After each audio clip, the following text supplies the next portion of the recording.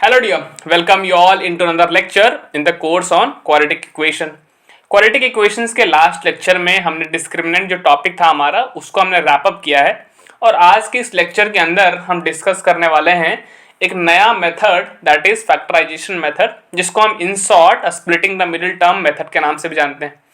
Before we go into the discussion of this particular method, मैं कुछ छोटी छोटी चीज़ें जो हैं आपके साथ जो है वो डिस्कस जो है वो करना चाहता हूँ. उसमें से जो पहला डिस्कशन है हमारा वो ये कि क्या आपको याद है कि नहीं कि एक क्वाड्रेटिक इक्वेशन के रूट का क्या मतलब होता है. मैंने लेक्चर नंबर 4 के अंदर और लेक्चर नंबर 5 के अंदर बेसिकली इसके ऊपर डिस्कशन किया हुआ है कि गिवन क्वाड्रेटिक इक्वेशन का रूट का क्या मतलब होता है. हमने वहाँ पे बताया था कि वेरिएबल की वो वैल्यू जिसके लिए गिवन इक्वेशन के अंदर LHS की वैल्यू RHS के वैल्यू के बराबर हो जाए वो वैल्यू हमारे रूट जो है वो कहलाती थी. ठीक है, ये बेसिक डिफिनीशन होता है रूट्स का, सॉल्यूशन का, अगर आपको जो है वो पता हो तो. फिर हमने उसके ऊपर कुछ क्वेश्चंस भी लेक्चर नंबर 4-5 के अंदर किए थे और वो जो क्वेश्चंस थे वो ये थे कि एक गिवन वैल्यू दी जाती थी हमें और हमें चेक करने को बोला जाता था कि बताओ ये गिवन वैल्यू वेरिएबल की जो है वो इस गिवन इक्वेशन का रूट है या फिर रूट नहीं है. तो हमने उन सभी सवालों के अंदर क्या किया था, उस वैल्यू के लिए LHS का एक्सप्रेशन निकालते थे, RHS का वैल्यू एक्सप्रेशन निकालते थे और चेक करते थे कि क्या LHS की वैल्यू RHS के वैल्यू बराबर आई या नहीं आई. अगर बराबर आती थी तो हम बोल देते थे कि वो गिवन वैल्यू रूट है और अगर बराबर नहीं आती थी तो हम बोल देते थे कि वो गिवन वैल्यू ऑफ वेरिएबल उस इक्वेशन का रूट नहीं है. फिलहाल आज के अंदर इनफैक्ट जो हम लेक्चर का डिस्कशन करेंगे और इसके आने वाले जो लेक्चर्स के अंदर हम डिस्कशन करने वाले हैं वो बेसिकली होने वाला है इस पर्टिकुलर टॉपिक के ऊपर, that is solving of quadratic equation. ठीक है, तो before we actually move into this particular problem जो हमारे स्क्रीन के ऊपर दिख रहा है, ऑफ कोर्स मैं मानता हूं कि हमारा जो गिवन कोर्स है वो प्रॉब्लम सॉल्विंग कोर्स है, बट पहले कॉन्सेप्ट्स को समझ ले. तो प्रॉब्लम्स को हमें सीखना है, हमें समझना है, बट उससे पहले जो भी कॉन्सेप्ट्स हमें चाहिए हैं हम उन सभी का डिस्कशन पहले कर लेते हैं. तो जो हमारा डिस्कशन होने वाला है वो होने वाला है on the solving of quadratic equation, isn't it. अब बात करते हैं कि सॉल्विंग ऑफ क्वाड्रेटिक इक्वेशंस का क्या मतलब होता है. सॉल्विंग ऑफ क्वाड्रेटिक इक्वेशन का मतलब होता है रूट्स को फाइंड करना. रूट्स को फाइंड करना. अभी तक हमने ये सीखा है कि अगर एक वैल्यू दे दी जाए तो चेक कर लेंगे कि हाँ रूट है या नहीं है, बट हम खुद से किसी एक इक्वेशन का रूट कैसे फाइंड आउट करें इसके बारे में हमने अभी तक कोई भी डिस्कशन नहीं किया है. तो अगर हम बहुत सारे मेथड्स की बात करें, है ना, अगर हम बहुत सारे मेथड्स की बात करें जो कि हम यूज़ करते हैं रूट फाइंडिंग के लिए, तो उसमें से हमारा पहला मेथड जो आता है निकल करके वो हमारा होता है फैक्टराइजेशन मेथड, है ना. आप साथ साथ जो है नोट डाउन करते चले जाइए, आपको काम आएगा. या फिर इसको हम इन शॉर्ट कभी कभी, शॉर्ट में तो नहीं मतलब कभी कभी इस मेथड को हम splitting the middle term method के नाम से भी जानते हैं. स्प्लिटिंग द मिडिल टर्म के मेथड के नाम से भी जानते हैं. जो दूसरा मेथड हमारे पास निकल के आता है वो आता है कंप्लीटिंग द स्क्वायर मेथड. कौन सा मेथड आता है? कंप्लीटिंग द स्क्वायर मेथड, जिसके अंदर हम क्या करते हैं कि जो भी क्वाड्रेटिक एक्सप्रेशन रहता है उसको हम क्या करते हैं स्क्वायर फॉर्म में कन्वर्ट कर देते हैं और फिर उसके बाद उसका रूट्स निकालते हैं. और जो तीसरा मेथड निकल करके आता है that is by using quadratic formula, जिसके अंदर हमें एक बना बनाया फॉर्मूला दिया जाता है ना. वो फॉर्मूला मैं लिख देता हूँ -b plus -d divided by 2 है और इस फॉर्मूले का यूज करके हम बेसिकली जो है वो रूट्स को फाइंड आउट करते हैं. बट फिलहाल हम एक एक करके इन जो मेथड्स हैं हमारे पास, कंप्लीटिंग द स्क्वायर मेथड और क्वाड्रेटिक फॉर्मूला वाला मेथड, इनके अंदर जाएंगे. बट फिलहाल हमारा आज का जो फोकस होने वाला है that main focus is going to be on the factorization method और in short the splitting the middle term method. तो इस मेथड के अंदर हम करते क्या है वो जरा ध्यान समझना. पहला काम ये है, इस मेथड का रोल क्या है. इस मेथड का काम ये है कि हमें ये गिवन क्वाड्रेटिक इक्वेशन का रूट्स फाइंड करके देगा. अब इस मेथड्स के स्टेप्स को अपने माइंड में एकदम बिल्कुल फिक्स कर लो, क्योंकि जब तक फिक्स करोगे नहीं क्वेश्चन जो है सॉल्व होंगे नहीं. तो अगर हम बहुत सारे स्टेप्स की बात करें जो हम यूज करते हैं इस पर्टिकुलर मेथड के अंदर, कौन से मेथड? फैक्टराइजेशन मेथड के अंदर, वो आपके सामने कुछ इस तरह से है. तो पहला क्या करना है, पहला काम है क्वाड्रेटिक इक्वेशन जो भी आपको दिया रहेगा, क्वाड्रेटिक इक्वेशन जो भी आपको दिया रहेगा उसको आप स्टैंडर्ड फॉर्म में लिखेंगे। समझ में आ रही बात? तो पहला स्टेप यह है इस मेथड के अंदर कि आपका जो गिवन क्वाड्रेटिक इक्वेशन होना चाहिए वो स्टैंडर्ड फॉर्म के अंदर होना चाहिए। समझ में आ रही बात? स्टैंडर्ड फॉर्म क्या होता है हमने ऑलरेडी डिस्कशन कर लिया है। स्टैंडर्ड फॉर्म क्या होता है बताना जरा उसे। बहुत सही, ax² + bx + c = 0 होता है। तो आपको इस फॉर्मेट में लिख लेना है, पहले x² का टर्म रहना चाहिए, फिर x का टर्म, फिर कांस्टेंट टर्म आना चाहिए और राइट हैंड साइड में आपको जो है वो 0 बना लेना है। दूसरा काम क्या करना है आपको ऑफ कोर्स a की वैल्यू नोट डाउन करनी है, b की वैल्यू नोट डाउन करनी है और c की वैल्यू नोट डाउन करनी है। क्या आपको ऑलरेडी आता है? हाँ आपको ऑलरेडी आता है। हमने डिस्क्रिमिनेंट का जब सॉल्विंग सीखा था, है ना, जिसके अंदर हम ABC की पहले वैल्यूज निकालते थे, बिल्कुल वही हमारा ABC जो है यहाँ पे भी है। तो हमें क्या करना है, ये जो C है that is our constant term, उसको मल्टीप्लाई करना है कोफिशिएंट ऑफ x² से। मैं फिर से रिपीट कर रहा हूँ, पहला काम क्या है, एक्चुअली में आपको गिवन क्वाड्रेटिक इक्वेशन को स्टैंडर्ड फॉर्म में लिखना है। दूसरा पॉइंट क्या है, दूसरे पॉइंट के अंदर आप क्या करेंगे, आप कांस्टेंट टर्म को कोफिशिएंट ऑफ x² से मल्टीप्लाई करेंगे। आपको of course coefficient of x² देखने आता है, आपको कांस्टेंट टर्म देखना भी आता है, तो आप क्या करेंगे, दोनों को मल्टीप्लाई करेंगे। मल्टीप्लाई करने के बाद जो तीसरा मेथड है that is prime factorization of product obtain. Prime factorization of product obtain. मैं एक्सप्लेन करता हूं इस पॉइंट को। मैं कहना ही चाह रहा हूं कि जब तुम कांस्टेंट टर्म को कोफिशिएंट ऑफ x² से मल्टीप्लाई करोगे तो ऑफ कोर्स कोई ना कोई एक नंबर मिलेगा। उस नंबर का क्या करो, तुम प्राइम फैक्टराइजेशन करो। अब जो भी प्राइम फैक्टर्स आएंगे, ध्यान समझो, प्राइम फैक्टराइजेशन करने के बाद तुमको क्या मिलेंगे, तुमको मिलेंगे प्राइम फैक्टर। तो जो भी प्राइम फैक्टर्स आएंगे उनकी हेल्प से जो मिडिल टर्म है, मिडिल टर्म मतलब जो x वाला टर्म है, मिडिल टर्म मतलब क्या, x वाला टर्म है, उसको हम दो पार्ट में स्प्लिट करेंगे। उसको हम क्या करेंगे, दो पार्ट में स्प्लिट करेंगे। और जैसे ही ये दो पार्ट में स्प्लिट हम कर लेंगे हमारा गिवन क्वाड्रेटिक इक्वेशन सॉल्व हो जाएगा।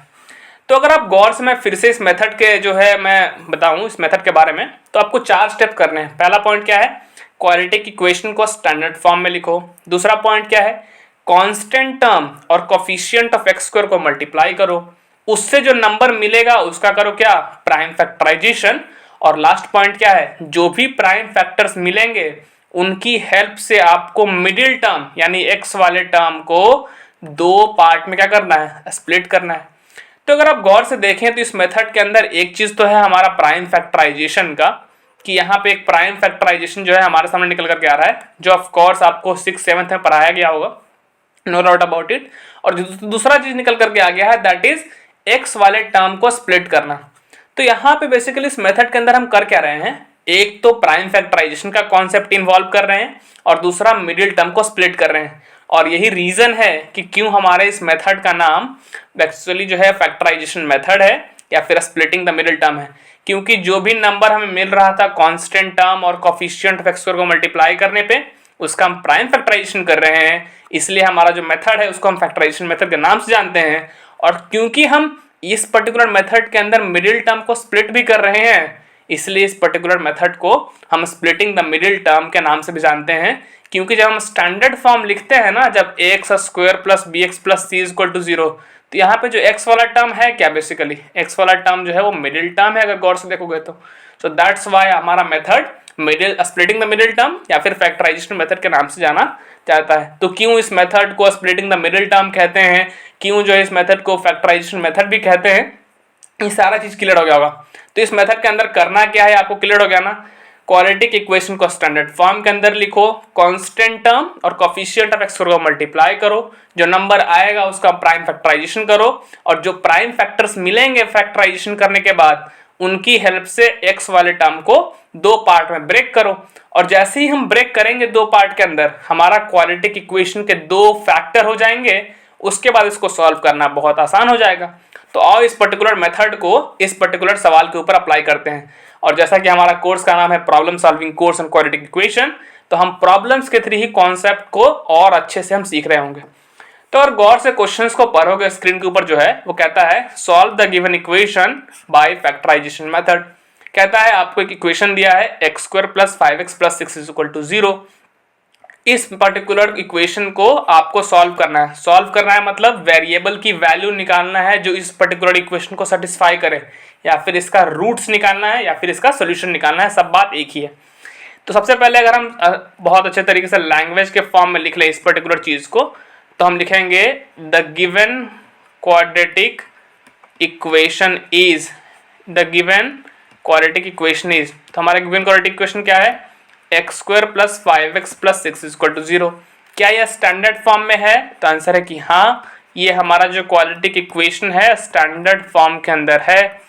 तो दूसरा स्टेप क्या था हमारा, कांस्टेंट टर्म और कोफिशिएंट ऑफ x² को मल्टीप्लाई करना। तो हमारे पास कांस्टेंट टर्म कितना है 6, कोफिशिएंट ऑफ x² कितना है, देखो ध्यान से, तो कोफिशिएंट ऑफ x² है हमारा 1। तो अगर हम मल्टीप्लाई करेंगे 6 और 1 को तो हमें नंबर क्या मिलेगा, नंबर हमें मिलेगा 6। तो हमें क्या करना है, 6 जो नंबर हमें मिला, इस 6 नंबर का हमें करना है प्राइम फैक्टराइजेशन। तो प्राइम फैक्टराइजेशन आपको करना आता होगा, मैं सोच के चल रहा हूं, नहीं आता तो एक कोई भी यूट्यूब के ऊपर छोटा सा ट्यूटोरियल तुम देख लेना। तो हम सबसे पहले क्या करते हैं, 2 से स्टार्ट करते हैं डिवीजन। तो क्या यह 6 2 से डिविजल होगा, हाँ होगा, तो 2 इंटू कर दिया 3। क्या यह 3 से डिविजल होगा, हाँ होगा, तो 3 इंटू 1। तो अगर हम 6 का प्राइम फैक्टराइजेशन लिखें तो यह बेसिकली आ रहा है 2 इंटू 3। तो हमारे पास जो नंबर्स मिले प्राइम फैक्टर्स के तौर पे वो हमारे पास 2 है और 3 है। अब जो भी प्राइम फैक्टर्स के तौर पे हमें नंबर मिले हैं उनकी हेल्प से हमें मिडिल टर्म को स्प्लिट करना है। मिडिल टर्म में कौन है भाई, 5x है। तो क्या हम 5x को 2 और 3 की हेल्प से लिख सकते हैं क्या, हाँ बिल्कुल लिख सकते हैं। 5x को हम लिख सकते हैं 2x प्लस का 3x। तो अगर हम इस पर्टिकुलर क्वेश्चन को थोड़ा डिटेल तौर पे सॉल्व करना चाहें तो हमारे पास जो इक्वेशन दिया हुआ था कौन सा, x² प्लस का 5x प्लस का 6 = 0। हमने क्या किया, 6 का प्राइम फैक्टराइजेशन किया और हमें प्राइम फैक्टर्स के तौर पे क्या मिला, हमें प्राइम फैक्टर्स के तौर पे 2 और 3 मिला। तो हम क्या करेंगे, जो 5x है इसको हम लिख सकते हैं क्या, 2x प्लस 3x, क्योंकि 5x को हम लिख सकते हैं ना भाई, 5 को 2 + 3 लिख सकते हैं, कोई बड़ा बात तो है नहीं। तो हमने 5x को बेसिकली 2 पार्ट में ब्रेक कर दिया, 2x और 3x के पार्ट में। अब इससे होगा क्या, इससे होगा क्या कि अब हमारे जो है वो क्वाड्रेटिक इक्वेशन के 2 फैक्टर इजीली मिल जाएंगे। कैसे, अगर तुम गौर से देखो x² और 2x, तो इसमें हमारा कॉमन पार्ट मिल रहा है क्या, x।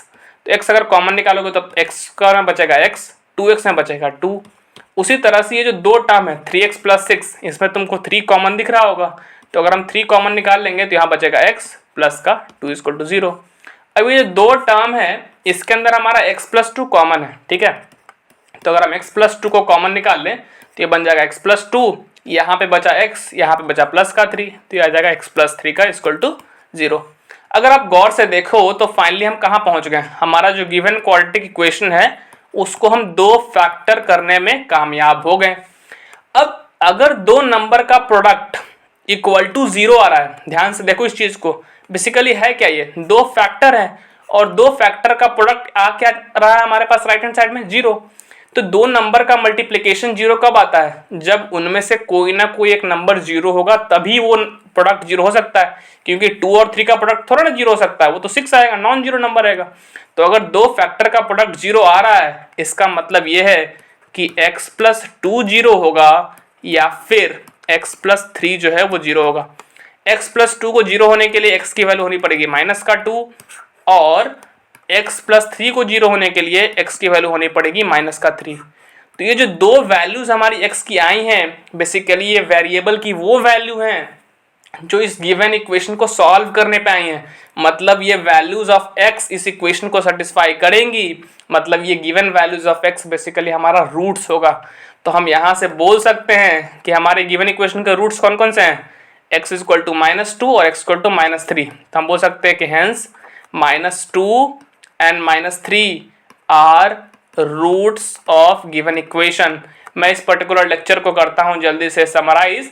अगर आप गौर से देखें तो हमने अभी तक करा क्या है, हमने बेसिकली क्या करा है कि हमारा जो भी इक्वेशन था उसको स्टैंडर्ड फॉर्म में लिखा, constant term coefficient of x को मल्टीप्लाई किया, फैक्टराइजेशन किया, फैक्टर्स जो भी आए हमारे प्राइम फैक्टर्स उसकी हेल्प से मिडिल टर्म को स्प्लिट किया और उसके बाद हमारे क्वाड्रेटिक इक्वेशंस के 2 फैक्टर्स आसानी से हो गए और फिर हमने ये कंक्लूड किया कि अगर दो फैक्टर्स का प्रोडक्ट 0 आ रहा है, इसका बेसिक मतलब ये है कि कोई ना कोई एक फैक्टर